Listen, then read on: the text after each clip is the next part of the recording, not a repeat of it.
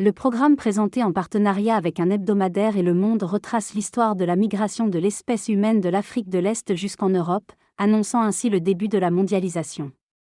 Cette migration a favorisé la circulation des marchandises, des idées, des religions, des langues, des réfugiés, des artistes, de la technologie et aussi des pandémies. L'évolution des armes à feu a profondément impacté les conflits et la domination européenne, notamment avec le développement des navires équipés de canons.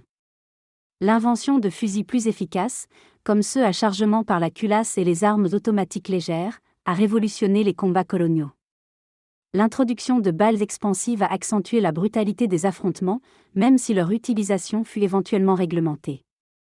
L'arsenal européen a été testé lors de conflits coloniaux, dont la célèbre bataille d'Endurement. Le passage décrit un événement historique où des drapeaux blancs ont été hissés avant une bataille, symbole de la sous-estimation des armes modernes.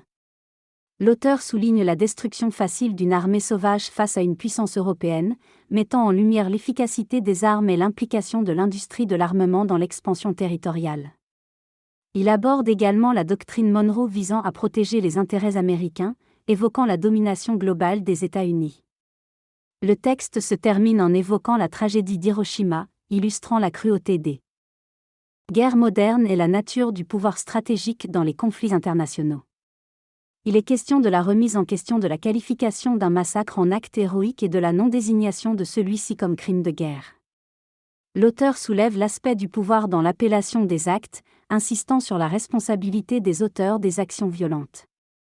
Des références sont faites à l'histoire de l'impérialisme et du racisme, mettant en lumière la notion de supériorité attribuée par certains peuples envers d'autres. Le texte pointe du doigt l'attitude discriminatoire et le traitement inéquitable réservé à certaines populations, notamment les peuples colonisés. Le passage aborde plusieurs sujets différents touchant à l'identité, à l'histoire et à la science. Il évoque les sentiments d'appartenance et de fascination pour les Boy Scouts, fondés par Baden-Powell. On mentionne également Georges Cuvier, un scientifique qui a marqué son époque en démontrant des théories sur des animaux disparus, suscitant la crainte du public. Enfin, le discours d'Herbert Spencer sur l'impérialisme et les propos racistes de Robert Knox soulèvent des questions sur les préjugés et les discriminations liées à la couleur de peau. Le texte aborde les concepts de racisme, de hiérarchie des races et d'évolution, en mettant en lumière l'influence de Charles Darwin et de ses théories sur la pensée raciste de certains cercles impérialistes britanniques. Darwin a développé la théorie de l'évolution par sélection naturelle, qui a été mal interprétée pour justifier le racisme et les génocides. Le texte évoque également la notion de génocide, des préjugés envers les étrangers, ainsi que la classification des races selon des critères de civilisation établis par des scientifiques de l'époque. L'auteur souligne la cruauté et la destruction causées par ces idéologies racistes et génocidaires, mettant en lumière la nécessité de reconnaître et de condamner ces horreurs sans leur donner de légitimité. Le texte évoque l'idée du passé influençant l'avenir, notamment en soulignant les conséquences des politiques impérialistes du XIXe siècle qui ont engendré des génocides. Il met en lumière l'extermination des héréros en Afrique du Sud-Ouest par les Allemands, révélant une dévastation similaire à celle des Américains envers les peuples indigènes. Ces atrocités étaient justifiées par une idéologie de supériorité raciale et une obsession pour la pureté génétique. Le texte pose également la question de la légitimité de ces actions et interroge le droit à l'existence des peuples opprimés.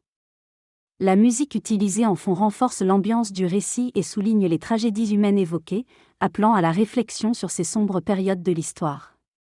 Le texte évoque un sentiment de renouveau et de liberté à travers la nature, la musique et les sensations de bien-être.